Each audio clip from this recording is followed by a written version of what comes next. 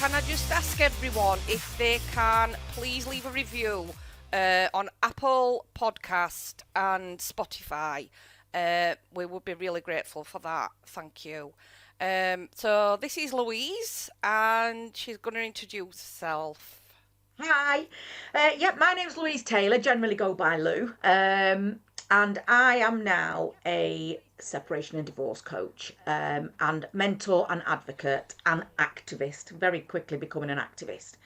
My backstory is I joined the police in 1998, and when I joined the police, I met my ex-husband, and that relationship very quickly became abusive, and I went on to have a 10-year marriage before getting out. I then suffered 13 years post-separation abuse, and it was the most horrendous time. While I was in the police, I was specialised in rape. I did the rape training course, and I obviously went to a lot of domestic abuse incidents. And to say the training was very poor is an understatement. And now I know what I know now. Looking back, we knew nothing, and I don't think much has changed now. Fast forwarding on, after leaving my abusive ex-husband after 10 years of marriage, I reported him for threats to kill to the police. Quite some time afterwards, unfortunately, I still had to work in the same office area because we had a business and staff. And the abuse got worse, and he threatened to kill me, threatened to burn my house down, made all sorts of threats. And it got to a point where we were going through the divorce process. I started the divorce process 2 years after leaving him, as soon as I could. And it went on and on and on, 11 years in total. The further away I got from him, the worse his abuse became. And in about 2016, I reported him to the police for threats to kill. I had a recording on my phone, and I had witnesses that were members of staff, so they were impartial, and the police did nothing. They visited him, went to see him, and gave him a little talking to. I found out lots of years later, after doing a special access request, they didn't even crime it. Now, when you consider this man has abused me for years. We could do this podcast an hour every week for the next 10 years, and I'm sure we'd still both have a lot to chat about. I know. But when you consider his behaviour was horrific. I know. Well, we've spoke about it. We've spoke about it, haven't we? But his behaviour was horrific. We've spoke about it a lot in past, haven't we, Lou? Say again. We've spoke about it a lot in past, haven't we? You know, like we've had catch-ups, and the current system in place at the minute is just it's not fit for purpose. It's horrific. It's horrific. There are people being abused on a daily basis, day in, day out, and there is no hope. No, I'm sad to say there is no hope. For my ex-husband to threaten to kill me when I was going through the divorce process, for me to have the clarity of evidence that I had, and for the police to go and just give him a bit of a telling off, that left it open season for him. How bad could it get? And at that stage, what's your comments to government when they say that they take domestic abuse as seriously as terrorism? Absolute bullshit. Excuse my French. No, they're just ticking a box, Debs. They're ticking a box. That's all they do. When you look at the amount of money that they are throwing at everything else, and the amount of money that the breadcrumbs they're giving towards domestic abuse, absolute bollocks. They know that your first port call is the police. When there's something going on in your life, when you're being abused, when you're being battered, when you're frightened to death for yourself and your children, the first thing you're told to do is pick up the phone and ring the police. I was watching a documentary on the television only a couple of weeks ago. I can't remember what it was called now, but it showed two police officers in a police car going to a domestic abuse incident, and the male officer of the two said, well, you know, the most frustrating things for us is the repeat reporting. We keep having to go back. I mean, that's what it was like when I was in the police, God knows how many years ago, and it's still the same because he doesn't understand. He doesn't understand why a victim might have to go back to the perpetrator because she's nowhere else to go. All the safe houses have been closed down. The government won't fund any new ones. We have got some, but nowhere near enough. Your first port of call is a police officer, and when I was in the police, I am writing a book, and some of this is going to go in a book, but we maybe should do a podcast on just the police service alone. I cannot tell you how many times I went to domestic abusive incidents in the police, and the male officers I was with did not give a shit. And my ex-husband was in the police, and he was an abuser himself. How do you think he dealt with these situations when he went? He's a woman hater, he's a misogynist through and through. How do you think when he turned up to an incident and there was a woman there claiming that she'd been domestically abused, do you think he would have done that job thoroughly, or just thought and wandered off? I was once on a night shift, and I was on the plain clothes unit at the time, and myself and my colleague were driving through the town centre, and a domestic abuse incident was in. And we weren't uniform, we were plain clothes, but at that moment in time we weren't doing very much. And it just so happened we were 3 streets down, and I'm driving along in the plain car, and I said, right, we're only around the corner, we need to turn out to that, let's go. And we had our warrant cards on us, so we're still police, we can go, it's all right. And we're around the corner, and he actually said to me, no, not turning out to that, we'll get stuck with it all night. And I said, well, we're not doing anything else anyway, and we won't get stuck with it. When the uniform bobbies turn up, they'll turn out, they'll deal. No, we're not going. This man that carried a warrant card would happily have driven past the end of that road and left that victim sat there being battered. So I said to him, well, I'm carrying a warrant card, I'm a police officer, it's my duty. It would be dereliction of duty for us not to go. But even if it wasn't, I'm going. If you choose to sit outside in this plain car, then that's what you need to do. But I'm going, and I'm going in. So that's exactly what I did. Went round the corner, jumped out the car. He did come in with me, I've got to say. We went in. There was a woman cowering in the corner, black and blue. So we shouted up. The uniform bobbies were on the way anyway. The van came, locked the perpetrator up, took him away. But this male officer that was being paid to be a police officer, carried a warrant card, would have driven past the end of that street. I don't think it's much different now. The training is poor, to say the least. In fact, we didn't have any training on it. You know, if a domestic abusive incident comes up, you turn out. And if it's, a high alert one, you flick your blues on and you turn out and you go and you remove or lock up. Well, I'm being told that they do get specialist training, but I find it hard to believe. I find it very, very hard to believe. They do have departments that specialise in domestic abuse, and they will be trained. However, at 3 o'clock in the morning, when you're being battered at home, and you need a response quickly, and you pick up the phone and ring 999, you're going to get the uniform bobbies to turn out, and that's your first port of call, and they are not trained.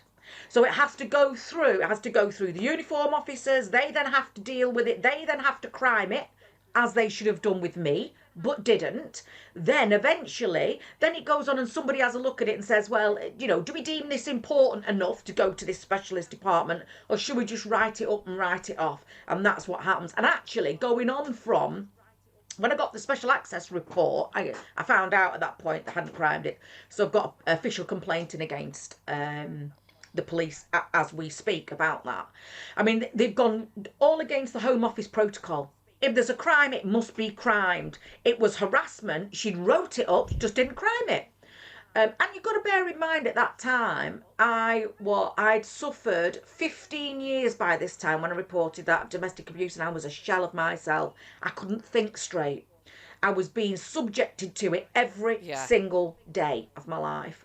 And after, I think sometime last year, I re-reported it. After finding the fact they hadn't crimed it, put an official complaint in, and I re-reported it. And I re-reported it for someone to come out and speak to me maybe 2.5 months ago.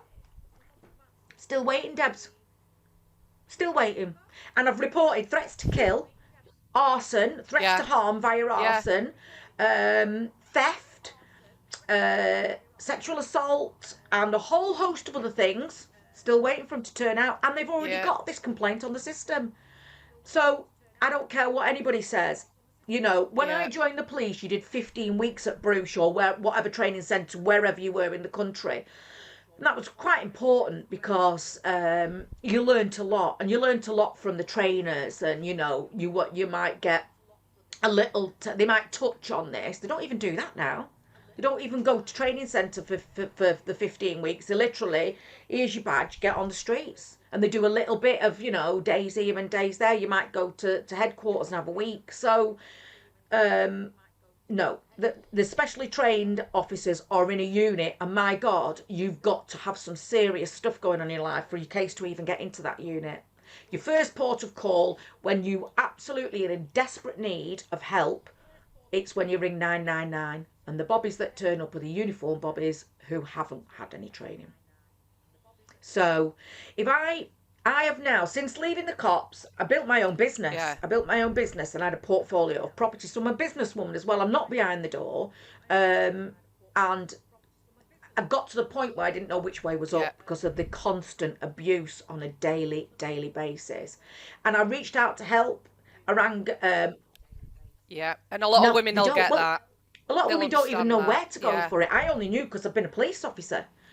If I knew then what I know now, I would have done things so differently. But I just didn't know. I remember sitting here thinking, right, I need to get rid of this person out of my life, and I need to start the divorce procedure. I need to kind of get on with that. And I remember thinking, well, the only people I know, I'd have to go and see a solicitor who will happily empty your bank account and actually are as bad as the police. You've got the police, solicitors, CPS and barristers and judges, and it's a national scandal because all they do is help themselves. When I look back now in my case, and I look back what the solicitors and barristers did for me, they just emptied my bank account. I could have done a better job myself. But the judge said to me on one of the hearings, I plead for you to get some because I was representing myself at that point. I plead for you to get some legal representation, and I now know that was because it made her job easier on the 2-day hearing, not because I actually needed it. And the would you believe the first barrister I got, who I had a little bit of faith in, 2 weeks before my 2-day final hearing that I'd been waiting for 11 years for, 10 years at that time actually, 10 and a half years, sent the file back because he was ill. I was like, you could not make this up. And that's that's one of the reasons why I'm level 2 qualified as a counsellor. I have level 2 qualification in understanding domestic abuse, 10 years as a police officer, 23 years of learnt experience in domestic abuse, and I'm an accredited divorce coach and mentor. And I have done that because I will not allow the last 23 years of my life to be in vain. And I will, if I can just help one person, that's enough. But if I, like I said, if I knew then what I know now, I would never have been dragged through that process for 11 years. I actually believe that it was fair. And I used to say to my friends, what would you have done? What would you have done, Louise? I would have done things very, very differently. What would you have done differently? I believed in the system, first mistake. I believed in the integrity of the family court system, second mistake. And I believed that my ex-husband would be brought to justice for stealing money out the joint accounts, for abusing me, and all the evidence I had. None of that mattered. None of it mattered. So I would have literally dropped the mic and walked away. I didn't sell any of my assets. I lived so frugally over the last 10 years because I believed that I'd get in trouble if I didn't. Well, he was busy in fast cars and motorbikes, destroying the family home and getting rid of all the assets. He sold business assets. He's just had a bloody whale of a time the last 10 years where I did what was right, and I've been penalised for it. So I would have done things extremely. I would have no faith in the justice system whatsoever. And I believed that the judge would listen and see the evidence, because I had irrefutable evidence. It wasn't just my word. I had the evidence on voice recordings and in black and white, and he had none, not a thing. and the judge was still biased in his favour. So I would do things very, very differently. People, unfortunately, sleepwalk into the court process thinking that it's going to be fair and the judge is going to listen. Big mistake. It's not fair. It's so behind the times. Yeah. It's ridiculous. It's not fit for purpose, and it is not fair. So I would do things very. Yeah, exactly. Was he a police officer? Yeah, he was a police officer. Was he a police officer? Police officer when I met him. He did 24 years in the police. Do you think was he protected? No, because, well. Do you think he was being protected? protected? You could say he was. He'd left by the time I reported him. But you could see it. I'd seen it so many times when I was at the police. Female police officer came to me and I made my report.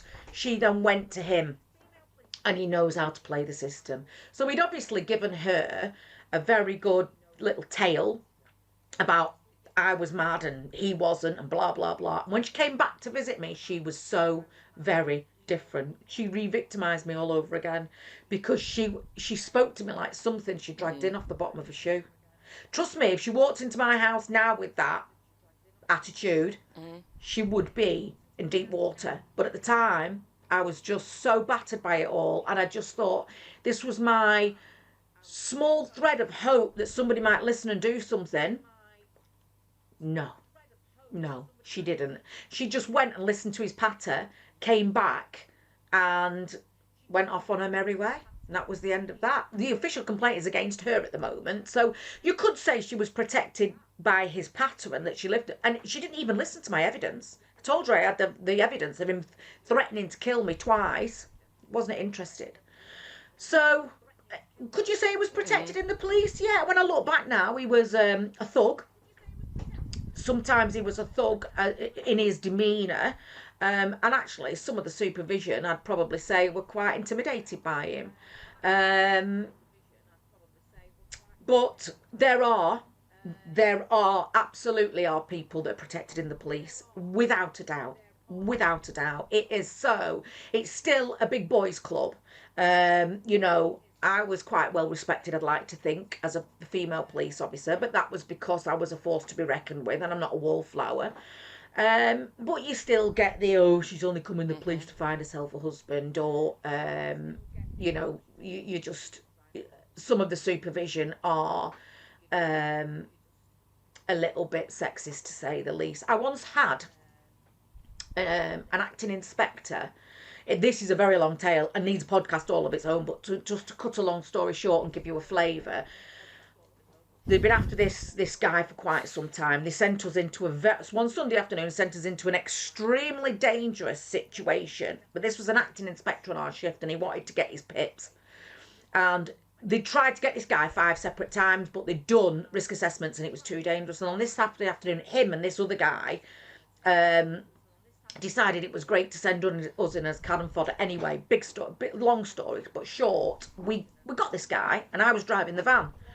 I opened the back of the van doors and I had a young probationer stood with me. He was on the van with me that day. And this inspector, who was actually a bit of an idiot, to be honest, he was one of these who liked the sound of his own voice and wasn't a team player. And he'd given me a dressing down not so long before that because one of my female colleagues was on a missing case and she was going to an address that I knew was quite dangerous and I wasn't far away, so I shouted up and said, just hang back fire, I'll meet you on the corner, we'll go together. It's what you would do. And he took me back into his office later that day and gave me a dressing down because how dare I'm not asking him permission. I was a bloody grown woman, I know what I'm doing. Anyway, this particular day, we got this prisoner and I had him and I opened the van doors, put him in and slammed the van doors shut, and this acting inspector looked at me and he went, right, I'm going for a wank now. And I looked at him and I was a bit taken aback, and not because I'm not behind the door, and I swear myself and stuff, but because he was so anal about everything. And I looked at him and I said, I beg your pardon? And he went, I'm going for a wank now, I can't believe we've got him. And I looked at this probationer and he shrugged his shoulders, and that was it. Off we went. Anyway, all kicked off because we should never have been sent in for this guy. It was lucky. He had a gun and a hunting knife on him, so we were lucky that Bobbies weren't seriously injured. Big story, little story. It went right the way up to the top and right the way back down again, and right the way up to the top and right the way back down again. And eventually he got busted back down to sergeant for 12 months, I think it was, and moved on to another division. And not because he'd put 5 or 6 officers at risk and the general public. As we're locking this guy up, there's a family of 4 walking past with a dog. So not because he'd put us all at risk, but because he said, I'm going for a wank. Honestly, it could make your hair curl, Debs. I know it's curly anyway, but I could make it curl even more. The police service is still like that, and it's still, as far as domestic abuse is concerned, it is not fit for purpose. I went to another job with a guy, and a lovely guy actually. I really rated this police officer, and it came in as a threats to kill. We got to the door and I opened it. It was 2 o'clock in the afternoon. Lovely, lovely estate. This lady stood there in her pyjamas with a big clump of her hair hanging out.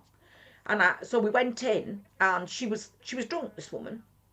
And we found the bottle of vodka under her bed, and he went, oh, come on, let's fuck off. She's pissed. And I went, well, there's probably a very good reason for that. It's 2 o'clock in the afternoon. She stood here in her pyjamas. She's no key to get out of the house, and her hair's hanging out. So how about we hang on? Anyway, big do's, little do's. This woman had been terrorised for 27 years. She had no clothes. She had no money.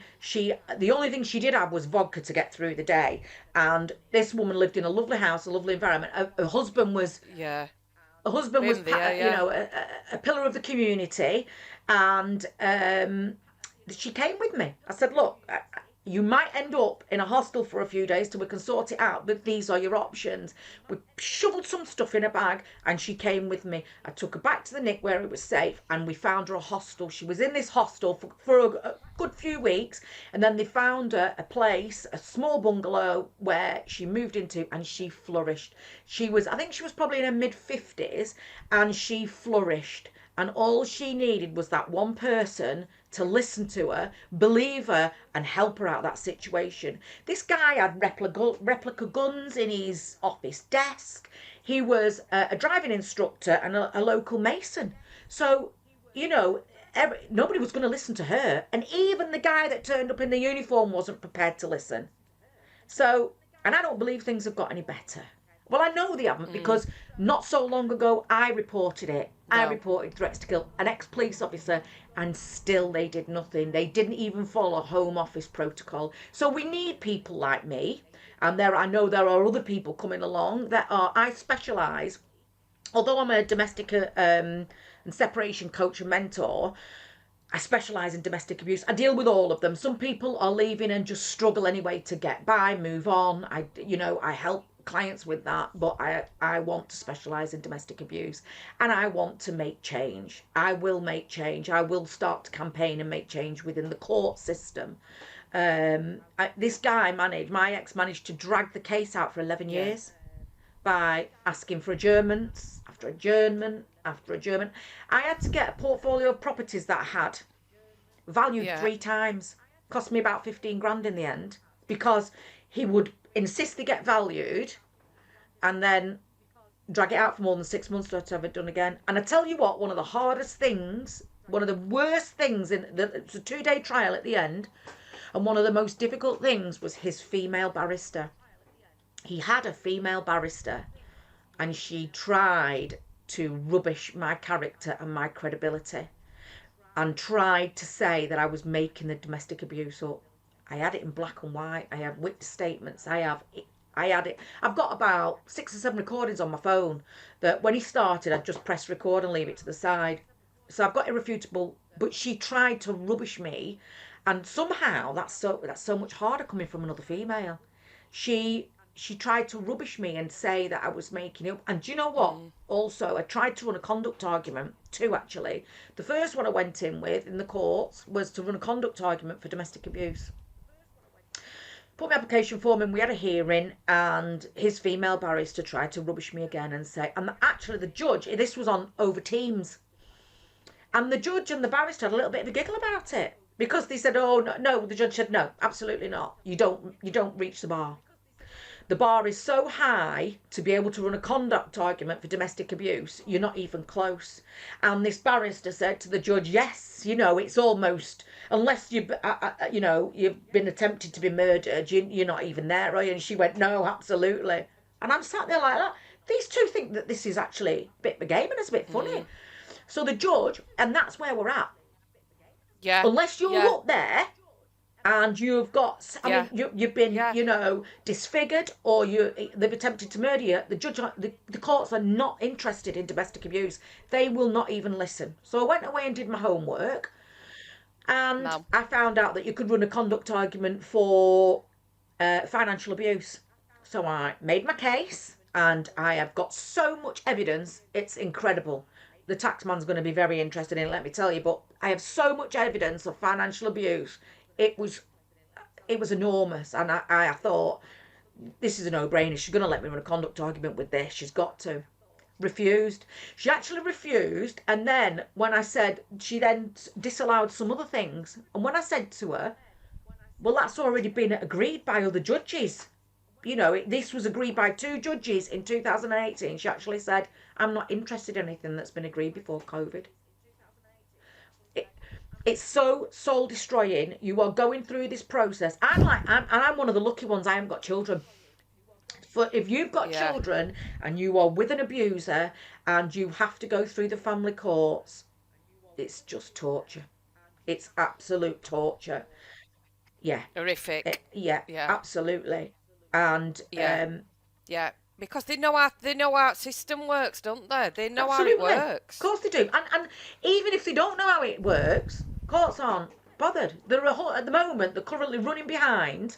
There are 100,000 cases of backlog in the family courts, and a lot of the magistrate courts and the family courts have been closed recently because of this rat concrete issue. So they're even further behind now. So they're not interested. They just want job done, tick, get out, and that's it. They don't want to listen, and it is still steeped in misogyny. Even the female judges are. My female judge was misogynistic. Absolutely, my ex was in contempt of court, and he failed to disclose. And there was an order from that judge saying, "I want you to disclose. I expect you to disclose on the final court date A, B, C, and D." And he didn't. And it said on that order, if you don't disclose, you will be in contempt of court and may face prison. She didn't even mention it. It is so weighted against the females. No. So you've got the police. Yeah. What do you think about this early release scheme? My answer to that is you're lucky if you get a conviction in first place, really, aren't you? Because there isn't many that I know that have actually, more often than not, they're not convicted, are they? No, they don't even get past the CPS. They're just getting away with it. They don't even, But how the hell are they getting away with it? How and why are they getting away with it? When I joined the police, money and stats. When I joined the police, it was the police that decided to charge. So you'd go out, you lock your baddie up, bring them back to the nick for whatever, and your custody sergeant would process that prisoner, and then the custody sergeant would decide whether to bail for further inquiries, release and no further action, or charge them. We would make that decision. And then somewhere around early, maybe 2004, 2003, somewhere around there anyway, they took the ability to charge from the police and gave it to the CPS. It was a nightmare and a really, really poor decision, because as police, we were just there doing our job, and if we thought we had enough evidence, we'd charge them. They'd go before the judge or the magistrates, and then they would do their bit. But we weren't governed on our stats, whether we lost or won cases. We just did the job. CPS, however, are governed on their stats, and they are governed on how many cases they put through the courts, how many they win, and how many they lose. And it was absolutely as apparent as the nose on your face from the get-go that if the CPS don't think that they've got a concrete case that they can prosecute and win, they'll drop it like a hot potato. And we were going, before I left the police, we were going to victims and saying, sorry, but CPS won't run it. And this is all old people who've been knocked to the floor with a broken hip because somebody's mugged them for the pension. And they don't think they've quite got enough. Quite often, it was when the prisoners got in front of the beak that they would throw themselves on the dagger and go, yeah, absolutely, I'm guilty. But we couldn't even get it past the CPS, and that's where we are. And that is because they are governed by their stats. which is why the rapes, domestic abuse cases, all these cases are, the prosecutions are so minute because they're hard to prosecute and they don't want to. And because they don't want to, they don't want the stats to fall. So this is why they're not even getting to the court door. It's a disgrace. It's an absolute national scandal. It really is. It is. It is, and it needs. I can't believe that we're not all screaming from rooftops with this, because it's happening to so many, and we're all, sort of. People seem to be turning a blind eye to what's actually Absolutely. going on. This is real. It's bigger than the post office scandal. Yeah, What is absolutely. happening? Yeah. Do you Isn't it? think that if Parliament, all the people sat on them lovely benches every day, do you think if Parliament was run by women instead of the old boys club in the stuffy shirts and the nice suits, or domestic abuse happened more to men than it did to women, do you think we would still be sat here having this conversation now? Not at all. They would throw everything at it to sort that situation out. But because it happens to women, and 99% of people in Parliament are men, not interested. We're just we're just a nuisance. And actually, a lot of them Yeah. don't even. Do you know what? I remember once going to a job when I was in the police, and it was a magistrate's house, and they'd been burgled during the night, and it was awful for them. They had two young children, and somebody had gone in the night. They burgled all the laptops and all the rest of it, and taken both sets of keys and stolen both cars. And I turned up to this job the following morning, and this woman was beside herself, mostly because her children were upstairs in bed. And so we did the job and we sorted them out and everything. And I remember sitting there and thinking to myself, well, maybe now when you've got a burglar that comes in front of you in the court system, you will know how that feels because you've been a victim to it. So you've got a better understanding in this process. And I truly believe that the court systems and the police, we keep trying to repair a very broken system. I think if we had in the court systems and in the police people that aren't judges or magistrates or police officers but are experts in their own space and in their own authority, that were there to advise these people, then that's got to be a better way, because the way that we've got now isn't working. It's absolutely shocking. And do you know what? I think the saddest thing about it is, I always think it's not a broken system, Lou. It's never been no, right in first place, has absolutely. it? Let's face it. This should not still be happening. It should not be happening. It is so wrong what is happening to people, and it just beggars belief that it is allowed to keep happening. It's When unbelievable. you consider, Unbelievable, when you consider isn't it's it? 2024 in a first world country and this is still being allowed to happen, it's an absolute national scandal. It was only, can you believe, it was only in 1992 it became illegal to rape your wife. I mean, 1992, that's like yesterday. And we are so way behind the times. But it's coming now, Debs, because we've got social media, we've got the internet, we've got more of a voice now than we have ever had. And we need to start. I know that the more I get my voice out there, I'm going through a whole rebranding now on my website, but the more I get my voice out there, the more people I've got coming to me on a daily basis. And that's why we need more people like me. We need people out there. I do quite some pro bono work as well, some free work, because there are people out there that can't afford to pay. And I know what it's like. I know when I was in that position, and it's just like being stood in a dark room and not having a clue where to go for help, because there just isn't any. There isn't any. And you're right, Debs, it's not a broken system. Yeah. Because the system was never good. It Never. It was... No, it shouldn't be happening, and that's as simple as that. It should not be happening. But it is. And, until... And I think that we've got to keep collaborating with this. We've got to keep getting this out there. And the thing is, I've noticed that I kind of think that my social media is being kind of washed a little bit. So, they're not going to want this out there. They are not going to want this out there. So we've got to keep ploughing. We've got to keep going. We've got to keep going, because the more of us that speak out, then the more chance we've got. You can do your petitions all day long. You can do your protest. It's not gonna get anywhere because these little poxy laws that they're changing that nobody's adhering to anyway. Exactly.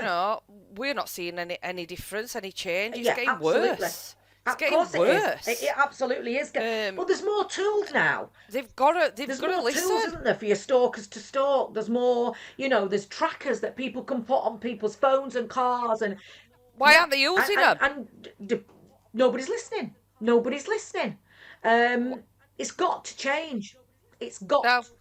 I mean, there's a little AirPods. You can get little Apple AirPods. Yeah. They're about this big, and they're a perpetrator's bloody dream. Them. Stick them on. You can stick them under shoes, inside handbags, inside hoods of coats. They are one step in front, and we've got that much technology these days.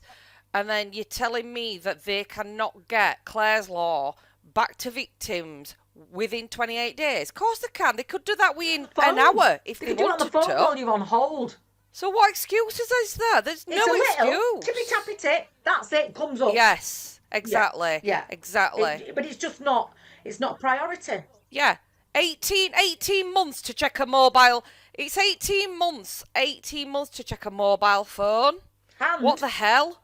What is all that about? 18 months to check a mobile phone for messages. And they've got the hoops they've got to jump through to get that authority is incredible. When I was in the police, you had to get it signed off by the superintendent in the nick and go reams and reams of paperwork just to get the subscriber checks so that you could check mobile phones. Yeah. What is it all? It's no better now than it was then. Yeah, but all in meantime, these perpetrators are just walking about, carrying on doing what they're doing. So I've supported a woman that she was absolutely petrified. This man went for her with an axe. She'd only known him about 4 months, and she found out that he had got 3 previous convictions, one of which was raping a 16-year-old girl. Yeah, and he weren't locked up straight away. She reported him for following her. It took him 3 days to come out and speak to her. She was then given security cameras for her property, but nobody to put them up for her. Just left her with cameras and went, there you go. Nobody to put them up. What the hell? And that's happening all the time. What are they? What are they supposed to do? Well, a lot of these women don't even leave their houses. No. They don't leave the house to even go and find somebody to try and help them to put these cameras up. So what is the purpose? It's just another waste of resources. Absolutely. I've got a firebox on my front door. And there's simple solutions that can get in place. I'm having to live with a firebox on the back of my front door because he's threatened to burn my house down. And yet they still haven't come out and taken the report. It's not like the people are after the first incidence of abuse that they report it, or the second or the third. It's generally 2 years down the line they've been. Say again. Yeah.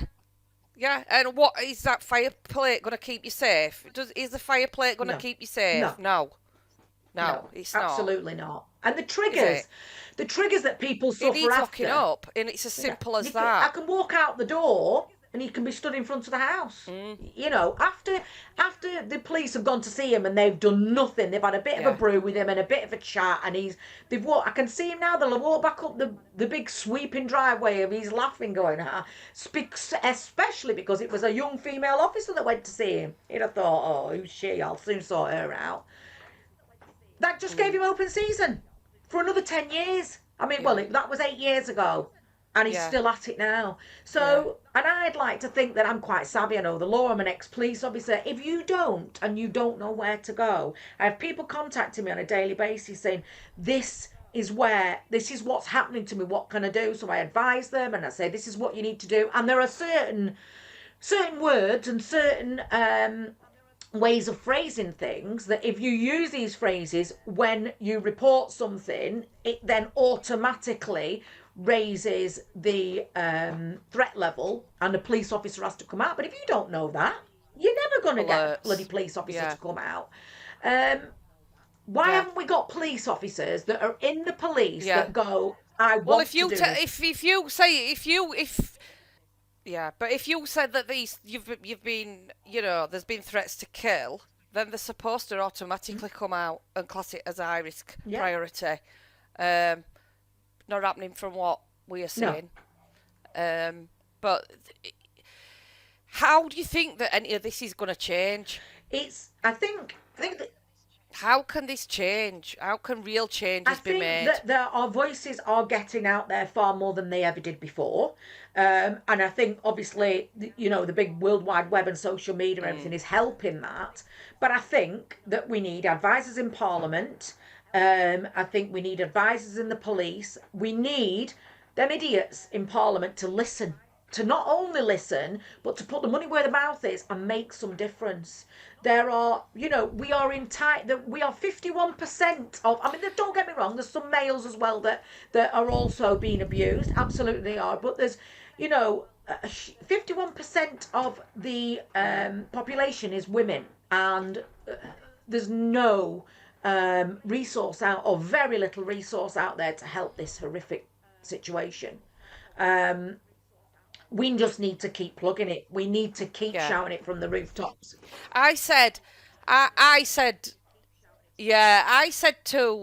me it's quite transparent, and to a lot of lived experience it's transparent. And I said to somebody in with some authority, I said, give me your best set of coppers, give me your best set of social workers, and I can show you exactly how to navigate this system properly.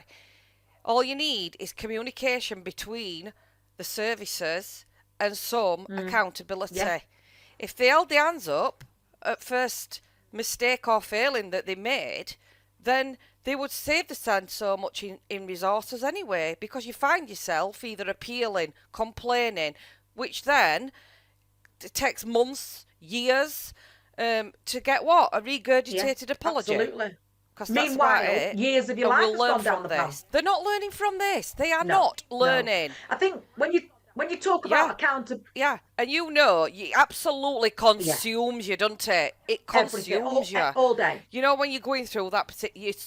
You just so want that... Yeah, you just so want that bit of... Somebody to just give you that validation and that, we have failed you. You shouldn't have to fight that you've been wronged. No. If you've been treated wrongly, or there's been a breach of your human rights, you shouldn't be having to fight it after what you've gone through for last God knows how long.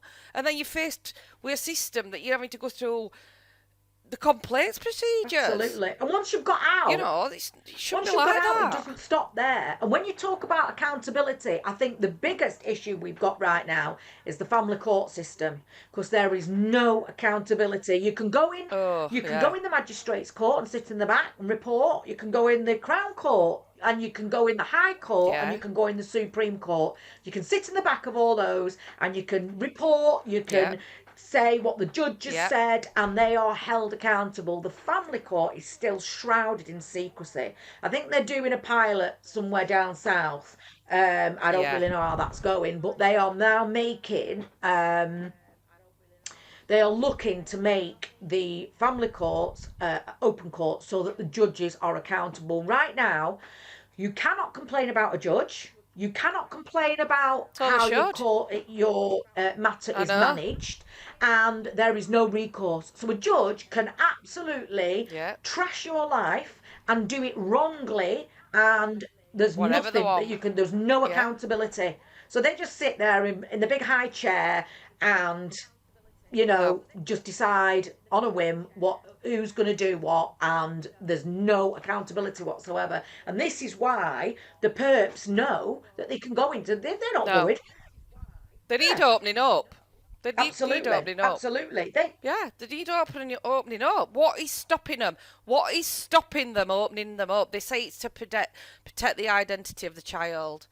They can still protect identity oh, of a child, yeah, can't they? If they were absolutely. opened up. They're making too much Yeah, money from it all. They are making too much money. You could sit outside a family court and print money. They are printing money from yeah, them buildings. It's an absolute sham, and it is the biggest national scandal ever. They are removing children from safe yeah. mothers and giving them to perpetrators, and they're getting away with doing this. It's unbelievable, how in this day and age this is still happening is just The family beyond court me. judges, It is the family beyond court me. judges have got blood on their hands. Last year, if you remember the case last year where Yeah, couple split up, lady was Polish, he was Muslim, he was really abusive but insisted on bringing his daughter up in the Muslim faith. They went to court. The mother got accused of parent alienation. She wasn't alienating the daughter. She just did not want to send her 10-year-old daughter to this abusive male. That judge deemed that it was parent alienation and made that woman turn her daughter, 10-year-old daughter, over to her husband so that she could go and live with him and be brought up in the Muslim faith. And 3 months later, the police went into that address and she was dead in the yeah. house, the 10-year-old. He'd murdered her. How is that ever able to happen? Why didn't they listen to the mother? You don't normally you I don't don't know. report an abuser in the first instance. There's got to have been evidence. There's got to have been more times, and they just let that happen. And that's because they sit in their big ivory towers, Yeah, lived in great big houses with great yeah. big gated driveways, and they have no clue what's going on here on out in the big bad world. Not got a clue. Which is why those judges need training and those courtrooms Yeah, need opening up so the public can see. And unfortunately, that judge made that they do. horrific, very, very poor judgment, which ended with that poor young girl being murdered, and not a damn thing will happen to that judge. No accountability whatsoever. And that wouldn't happen in any other Ex- profession. exactly. A judge is a solicitor No, that's then no. become a barrister I know. that's then become a judge. I think somebody needs to tell somebody that judges aren't God. They are just a person doing a job. So why aren't they accountable? That needs to change. That's a law that needs to change. They need to have some accountability. So they can't just Yeah, sit up there and play God with people's yeah, lives, and children are dying. yeah. 100%. You Yeah, know, yeah. 100%. 100%. it's wrong. It's not changing fast No. enough, is it? It's just not No, changing fast no, it enough. isn't, and they won't let it. And this is the only way that. They're all in the same. You look at the Garrick Club that recently Dr. Charlotte Proudman has done a sterling job, and she's shown Yeah, that for what it is. And now yeah, they're opening the doors, and they've invited Dame yeah, Judi Dench in. She's the first woman going in. They all play in the same golf club. They all go to the same clubs. They all go to the same charity balls. So the barristers that you've got there fighting against you, and the family court judge that sat up there, and the solicitors, they all go to the same blooming garden parties. yeah. I'll go out Yeah, for a and round they of say golf. to us, well, Yeah, yeah, we've still got a duty to uphold the law and the integrity of the courtroom. So although we work together a lot, we've still got to abide by the rules. No, no, you don't, and no, they don't. Some of the dirty yeah. stunts that my No. ex's barrister pulled were shocking.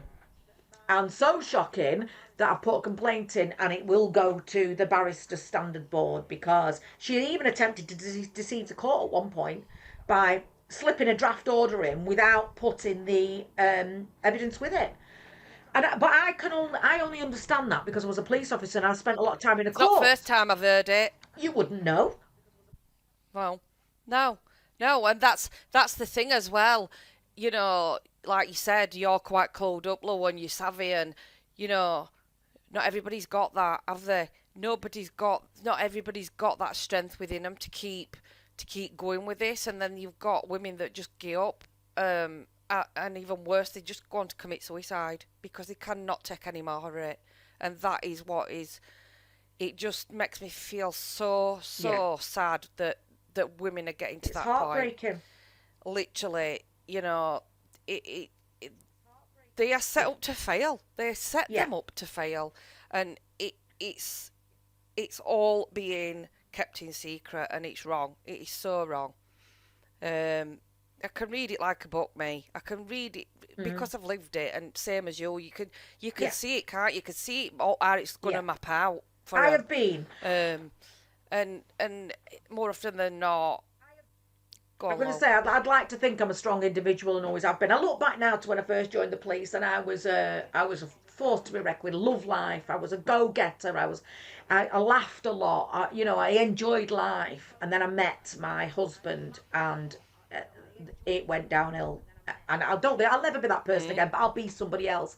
But I'm quite a strong individual, and if I don't know it, I'll go and research it, and I'll find out. And I've read mm, and worked an awful lot on myself. But let me tell you, Debs, throughout this 23 years, and more so, the 10 years living in an abusive marriage was bad enough, but the 13 years post separation abuse that the courts and the police have allowed to happen, it's taken me to some extremely dark places.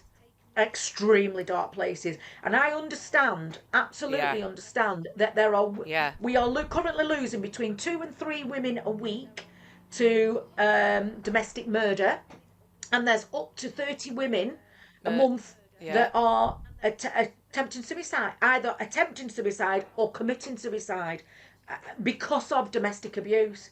You know, the, yeah. But that's not them figures are not a true reflection no, of no, a. They're not a no, no, true no, reflection of it. What's happening? The more often than not, they've got that load that they have under. They have had them thoughts, haven't they? Probably 9 out of 10 women that we see would say they've had suicidal thoughts. absolutely. Definitely. And for me, it gets turned against them that, the mental health, and they play that card, don't they, with mental health. She's crazy, she's loopy, she's insane, all that. There is no way I don't think that anybody could endure domestic abuse and it not have an impact No, on your mental absolutely health. not. For me, it's Absolutely impossible. not. It's Yeah, impossible. absolutely. And you know, When you are tormented day in, day out, it's impossible for it not to. it's such a dark time and a dark place, and there's nowhere for you to go. There's no good going around the corner and chatting to your Auntie Beryl about it because she doesn't know. You need the experts and the police that are put on in the roles to protect you, which is the police, the courts, the solicitors and the barristers. Solicitors and barristers will just empty your bank account, and there are a lot of people out there that can't even afford that help. And the police that are Mm, first port of call haven't got a clue. And mm, it needs to change. We mm. need to have places. I remember myself, like I said, just thinking, where do I start with this? I was so overwhelmed. I'd been in 10 years abusive relationship. I got out. I had to leave everything behind. I literally walked out of my house with my car and my clothes. And sitting there thinking, this is not going to be easy. He said to me so many times, if you leave, I will destroy you emotionally and physically and financially, and that is exactly what he has done. And the courts have allowed him 13 years to do it. Yeah, and your system, and you're faced with a system. Yeah, yeah, they've Yeah, enabled it. They've enabled him to they wouldn't do that listen. to you, haven't they? Wouldn't listen to me. They, no, wouldn't listen to 100%. what I was saying. And No. and when you're already vulnerable because you're in in an abusive relationship, and then you go to the police and they let you down, that messes with your head even more because you think, am I making? You've got this abuser that's constantly telling you that you're stupid, you're thick, you haven't got a clue. It's actually Yeah, your fault, not theirs. And then you ring for the police and you give them your tale of woe, and they just walk out the door and they you know they make you think, and they yeah, he's gaslight right. you, and then Yeah, they gaslight you, yeah. don't they? It's Yeah, yeah. It yeah. I know that one thing. I know one thing that you wanted to touch on as well was sort of when when victims have got Oh pets, God, yeah, yeah. dogs, And cats, and they're having to, it's not mentioned. that's a big one. It's a biggie, that, and people might say, oh, it's a dog, oh, it's just a cat, but it's No. not, is it? That's the only thing that some of these women have got Yeah, left. absolutely. The only thing, and a lot of accommodation in terms of refuge. I mean, I don't agree with refuge. I believe that refuges should just be turned into prisons, and put perpetrators straight in them. That's my opinion, and I've got a right to that. And a lot might disagree with that. Some might agree with me, but I still think it's wrong that women are punished by having to go into refuge, leave everything behind. The kids are schooled inside them. They're not like 5-star hotels that they're going to.